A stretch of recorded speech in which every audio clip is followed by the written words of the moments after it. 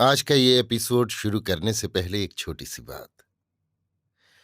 क्या आप भी अपना पॉडकास्ट बनाने की सोच रहे हैं? तो एंकर ट्राई कीजिए। ये पॉडकास्ट बनाने का सबसे आसान तरीका है। नंबर 1, ये फ्री है।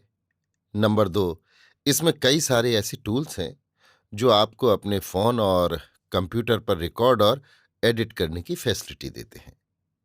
नंबर 3, आप अपने पॉडकास्ट को डिस्ट्रीब्यूट भी कर सकते हैं, जिससे इसे स्पॉटिफाई और दूसरे प्लेटफॉर्म पर सुना जा सके। तो डाउनलोड कीजिए फ्री एंकर ऐप या विजिट कीजिए anchor.fm पर अपना पॉडकास्ट स्टार्ट करने के लिए। ये तो थी एक छोटी सी जानकारी, और अब शुरू करते हैं एपिसोड का सिलसिला। तो आज के एपिसोड में लीजिए सुनिए सूर्यकांत त्रिपाठी निराला के लिखे उपन्यास भीष्म का चतुर्थ परिच्छेद, महाभारत का सूत्रपात, मेरी यानी समीर गोस्वामी की आवाज में। धीरे धीरे धृतराष्ट्र और पांडु के लड़के बड़े होने लगे। इनकी शिक्षा का भार भी भीष्म पर आ पड़ा। भीष्म के सिवा राज्य परिवार में कोई दूसरा और था ही नहीं जो उचित रीत से बालकों को पढ़ाने का प्रबंध करता। धर्म और राजनीति की शिक्षा राजकुमारों को भीष्म स्वयं देते थे। दुर्योधन की दुष्ट प्रकृति को वे पहले ही पहचान गए थे, और इसकी दवा मारपीट या दमन से न होगी, ये उन्हें निश्चय हो चुका था। वे जानते थे कि कांटा कांटे से ही निकलता है, इसलिए दुर्योधन और दुशासन की प्रकृति में सुधार करने की आवश्यकता है। शासन से काम न चलेगा, बल्कि ये उससे और असंयत हो जाएंगे। इसी विचार से धृतराष्ट्र और पांडु के पुत्रों का धार्मिक और राजनीतिक शिक्षा का भार उन्होंने अपने सिर ले लिया था। कुछ दिनों के बाद उन्हें मालूम हो गया कि दुर्योधन की प्रकृति रस्सी की तरह से है, जिसके जल जाने पर भी ऐंठन बनी ही रहती है। युधिष्ठिर को भीम बहुत प्यार करते थे। ये शांत तो थे ही, किंतु धार्मिक और राजनीतिक सिद्धांतों को इतना जल्द समझ लेते थे कि भीष्म को उनसे बहुत बड़ी बड़ी आशाएं होने लगी थीं। वे समझ गए कि कुरुवंशीय सिंहासन युधिष्ठिर से धन्य हो जाएगा। युधिष्ठिर धर्म नीति और राजनीति में आशातीत सफलता प्राप्त करने लगे। अर्जुन भी उनकी तरह कुशाग्र बुद्धि थे, पर कभी कभी उनमें आवेश आ जाता था। भीम को इस विद्या से सख्त नफरत थी। कुछ दिनों के बाद भीष्म को दूसरे राजकुमारों की अपेक्षा सहदेव से अधिक आशा होने लगी। ये शांत तो थे, पर प्रखर अत्यंत थे। इनकी प्रकृति में पांडित्य था। भीष्म को धार्मिक शिक्षा के अलावा राजनीति की शिक्षा भी देनी थी, परंतु ये काम वे किसी दूसरे मान्य मनुष्य को सौंपना चाहते थे। तलाश करने पर भी कोई योग्य पुरुष न मिल रहा था। एक दिन उनकी इच्छा एकाएक पूरी हो गई। आचार्य द्रोण हस्तिनापुर आए। भीष्म ने उनका बड़ा स्वागत किया और राजकुमारों की अस्त्र शिक्षा का भार इनके हाथों सौंपकर निश्चिंत हो गए। आचार्य द्रोण आए भी बड़े मौके से थे। एक दिन सब राजकुमार मिलकर गेंद बल्ला खेल रहे थे। खेलते ही खेलते किसी ने पांव मारा और गेंद कुएं के अंदर चली गई।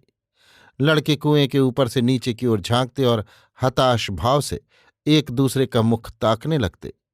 वहां 60 हाथ नीचे किसी का क्या बस था। लड़के बहुत घबराए। इतने में कुछ लड़कों ने देखा कि तरकस बांधे और हाथ में धनुष लिए जनेऊधारी एक वृद्ध उसी तरफ आ रहा है। लड़कों ने उस वृद्ध को घेर लिया और स्वार्थ भरी विनय से कहा, बाबा, हमारा गेंद कुएं में गिर गया है, क्या निकाल न दोगे? वृद्ध को बच्चों पर दया आ गई। उन्होंने अपनी तरकस से तीर निकाला और निशाना साधकर तीर मारा कि गेंद तीर के साथ बाहर आ गया। लड़के तुम्हारी प्रसन्नता के पिघल गए। कुछ भीष्म के पास दौड़े हुए गए और एक सांस में लगातार उस वृद्ध की तारीफ करते गए। इस अचंभे की बात सुनकर भीष्म को भी उस वृद्ध को देखने की इच्छा हुई। मन में तरह तरह की भावनाएं उठने लगीं। वे उस कुएं के पास आए और दूर से द्रोण को खड़े हुए देखा तो बड़े प्रसन्न हुए। कुछ लड़के द्रोण को बड़ी गौर से देख रहे थे। लड़कों के सरल आश्चर्य पर द्रोण खड़े मुस्कुरा रहे थे। इसी समय भीष्म आए। द्रोण को भीष्म ने हृदय से लगा लिया और राजकुमारों को प्रणाम करने की आज्ञा दी। फिर द्रोण को साथ ही वे राजपुरी में ले गए। द्रोण ने अपनी सारी दुख की कहानी भीष्म को सुनाकर अपने भोजन के लिए उनसे प्रबंध कर देने की प्रार्थना की। ब्राह्मण के दुख पर भीष्म के आंसू आ गए। उस समय क्षत्रिय समाज की जैसी अधोगति हो रही थी, उसके लिए भीष्म को बड़ा दुख हुआ। अंत में द्रोण से सपरिवार हस्तिनापुर में रहने और राजकुमारों को धनुर्वेद विद्या सिखलाने की उन्होंने प्रार्थना की। द्रोण ने ये कार्य स्वीकार कर लिया। उसी दिन से द्रोण राजकुमारों को धनुर्विद्या सिखलाने लगे। समय के बीतने में देर नहीं लगती। देखते देखते द्रोण को हस्तिनापुर में रहते कई साल हो गए। राजकुमार भी अब निरे बालक नहीं रह गए। उनकी देह पर से किशोर काल की छाया धीरे धीरे हटती जा रही थी। जवानी का जोश चढ़ता आ रहा था। बालपन में अस्त्र शिक्षा के समय धृतराष्ट्र के पुत्रों और पांडु के पुत्रों में कई बार मुठभेड़ हो चुकी थी। दुर्योधन आदि धृतराष्ट्र के पुत्रों को पांडु के पुत्रों पर हार्दिक घृणा रहा करती थी। वे एक तो स्वभाव के ही कुटिल थे, दूसरे राज्य का लोभ उन्हें अत्यंत प्रबल था। वे जानते थे कि इसमें युधिष्ठिर को ही राज्य मिलेगा, क्योंकि उम्र में ये सबसे बड़ा है और पितामह भी इसका पक्ष लेते हैं। ईर्ष्या की ये आग निरंतर बढ़ती ही गई। खेलकूद में भी ये भाव प्रायः प्रकट हो जाया करता था। पांडु के और 4 पुत्र तो शांत थे, पर भीम बड़े उत्पाती थे। ये दुर्योधन आदि का अत्याचार एक क्षण के लिए भी न सहते थे। चपत का जवाब हमेशा घूंसे से दिया करते थे। कभी कभी तो ये 100 भाइयों को अकेले ही छका दिया करते थे। एक बार गुलहर का खेल हुआ। भीम उसमें न थे। इन 5 में नकुल ही छटकर खेलने चले गए थे। उन 100 की चालबाजी से नकुल चोर हुए। फिर क्या था, महीनों तक रोज नकुल को चोर रहना पड़ा। कभी इन्हें दांव ही न मिला। नकुल दुबले पड़ने लगे। एक दिन अखाड़े में नकुल को लड़ाते हुए भीम ने पूछा, क्यों रे, कमजोर क्यों पड़ता जा रहा है? नकुल लज्जा के मारे कुछ कह न सके, परंतु भीम ने भी न छोड़ा। अंत को नकुल ने खेल में अपने हारने और महीनों से दांव देते रहने की बात कही और कहते हुए रोने लगे। भीम ने कहा, अच्छा, आज तेरा दांव मैं दूंगा। आज घर से बाहर न निकलना। पता पूछकर गुलहर खेलने के लिए उस रोज भीम गए। वे सबसे पहले ही वहां डट गए थे। इन्हें देखते ही सब पूछने लगे कि नकुल कहाँ है, हमारे दांव क्यों नहीं देते? भीम ने कहा, उसकी तबीयत आज अच्छी नहीं, उसके बदले में मैं चोर रहूंगा, मुझसे ही दांव लो। सब पेड़ पर चढ़ गए। नीचे घेरे के अंदर गदा रखा था। भीम ने सोचा कि मेरे भाई को इन लोगों ने जिस तरह हैरान किया है, अब मुझे भी चाहिए कि इन सब को एक साथ खूब छकाऊं और अपने भाई का बदला लूं। ये सोचकर भीम ने पेड़ की डाली पकड़कर उसे जोर से हिलाया कि सब के सब पके आम की तरह छू पड़े। भीम ने सबको एक साथ छूकर डंडा चूम लिया और कहा कि अब तुम सब चोर हो और मेरा दांव दो। ये कहकर उन्होंने डंडा फेंका। डंडे ने मीलों की खबर ली। दौड़ते दौड़ते दुर्योधन आदि का दम फूलने लगा। भीम ने उस रोज सबकी पूरी कसर निकाली। ये क्रम कई दिन तक जारी रहा। इस तरह भीम से धृतराष्ट्र के लड़के बहुत घबराए रहते थे। एक बार तो जल विहार करते समय भीम को इन लोगों ने जहर ही खिला दिया था। नदी में बहा दिया। भीम पाताल को चले गए, पर वहां नाग कन्या के अमृत पिलाने पर बच गए और उसके साथ विवाह कर आनंदपूर्वक घर लौटे। कौरवों का द्वेष भाव धनुर्वेद की शिक्षा देते समय द्रोण को अच्छी तरह मालूम हो गया था, परंतु वे निष्पक्ष भाव से ही शिक्षा देते थे। किसी पर अधिक और किसी पर कम स्नेह वाला उनका भाव न था, परंतु फिर भी वे अर्जुन को ज्यादा प्यार करते थे। अर्जुन की अस्त्र शिक्षा पर जैसी निष्ठा थी, उससे द्रोण मुग्ध हो गए थे। शिक्षा सुपात्र पर ही प्रभाव डालती है, तब गुरु की प्रतिभा स्वभावतः उस ओर ज्यादा झुकती है। यही कारण है कि द्रोण को अर्जुन ने मुग्ध कर लिया था। एक दिन राजपुत्रों की परीक्षा का दिन स्थिर किया गया। पेड़ पर एक काठ की चिड़िया रख दी गई। वही निशाना था। पहले युधिष्ठिर को धनुष और तीर दिया गया। द्रोण ने युधिष्ठिर से पूछा, क्या देखते हो? युधिष्ठिर ने कहा, पेड़ पत्तियां सब कुछ देख रहा हूं। द्रोण ने युधिष्ठिर के हाथ से धनुष ले लिया। एक एक करके उन्होंने सब राजपुत्रों को दिया, पर पूछने पर संतोषजनक उत्तर कोई न दे सका। अंत में अर्जुन को तीर देकर द्रोण ने पूछा, अर्जुन क्या देखते हो? अर्जुन ने कहा, पक्षी की गर्दन। छोड़ो तीर। अर्जुन ने बाण मारा। तीर निशाने पर अचूक बैठा। द्रोण ने अर्जुन को बाहों में भरकर छाती से लगा लिया। एक बार भीष्म के सामने भी परीक्षा ली गई। उस बार रंगशालाएं बनी हुई थी। राजकुमारों को आपस में ही अपनी कुशलता दिखलानी पड़ती थी। उस बार भी अर्जुन ने नामवरी हासिल की। इस तरह पांडवों की प्रतिष्ठा दिन दूनी रात चौगनी बढ़ने लगी। सब प्रजा भी पांडवों को चाहती थी। उन्हें ही राजा बनाने की सबकी लालसा थी। भीष्म भी सत्य और सरलता की ओर आकर्षित थे। ये बात दुर्योधन आदि को खटकती थी, परंतु दुर्योधन का पक्ष गिरा रहता था। उसे न तो भीष्म ही हृदय से प्यार करते थे और न आचार्य द्रोण ही हृदय खोलकर शिक्षा देते थे। कभी कभी वो इस बात की शिकायत अपने पिता के पास भी किया करता था और उनके अंदर भी द्रोह का जहर भर रहा था। पिता को पुत्र स्वभावतः प्यारा होता है। कभी कभी वे पुत्र के अभियोगों को उचित और न्यायानुकूल समझने लगते थे। उसकी बातों में आकर कभी कभी उसे प्रोत्साहन भी दिया करते थे। दुर्योधन के लिए आग में घृताहुति पड़ती थी। उसे स्वेच्छाचार करने का बढ़ावा मिल जाता था। दुर्योधन की इच्छा को आग भड़काने वाला उसे एक जबरदस्त सहायक मिल गया। ये कर्ण थे। कर्ण कुंती के ही पुत्र थे, परंतु कुंती के सिवा और किसी को ये बात मालूम न थी। केवल भीष्म ये भेद जानते थे। कुंती को वर मिला था, वो किसी भी देवता का आह्वान कर सकती थी। परीक्षा के लिए उसने मन में ही सूर्यदेव को आकर्षित किया। उन्हीं के आशीर्वाद से कर्ण पैदा हुए। कुंती उस समय कुंवारी थी। वो घबराई कि लड़का होने की बात लोग जानेंगे तो मुझे व्यभिचारिणी कहेंगे। इस भय से कर्ण को वो नदी के तट पर उनके पैदा होने पर रख आई।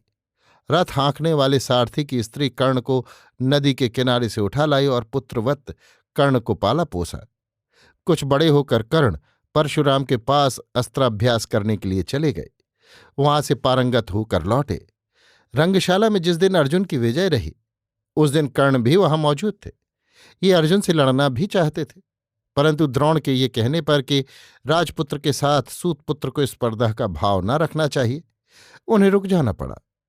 इससे कर्ण के हृदय को चोट लगी, परंतु कर्ण को पांडवों का समकक्ष वीर समझकर दुर्योधन उनका आदर करने लगे। उनसे मैत्री कर ली। उन्हें अंगदेश का राजा बना दिया। बराबर आसन पर बैठाने लगा। हर तरह से जाहिर करने लगा कि हम लोगों की तरह कर्ण भी इज्जतदार और राजा है। कर्ण भी अर्जुन की तरफ हमेशा नजर रखते थे। वास्तव में कर्ण की वीरता में कोई कसर न थी। एक तो वे भी उसी गुरु के चेले थे जिससे भीष्म और द्रोण को शिक्षा मिली थी। दूसरे अभी तरुण थे, इसलिए बल पराक्रम भादों के सोन नद की तरह बाढ़ पर ही था। कर्ण कूटनीतिज्ञ थे। दुर्योधन की सहायता ने उन पर शान रख दी।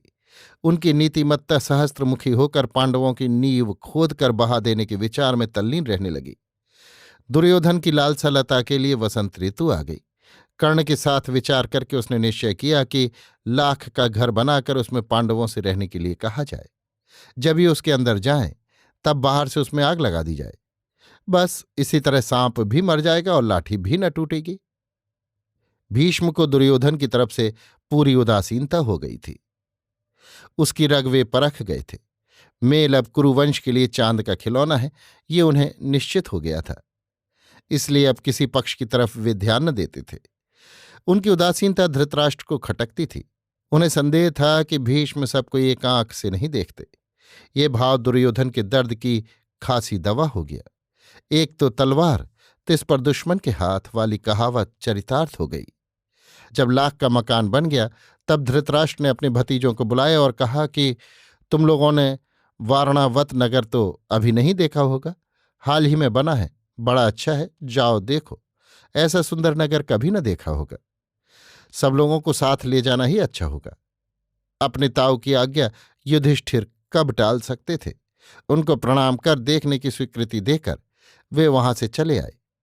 वारणावत चलने की तैयारी होने लगी। चलने के समय विदुर ने युधिष्ठिर को एक कृत्रिम भाषा में वहां का कुल गुप्त भेद बतला दिया।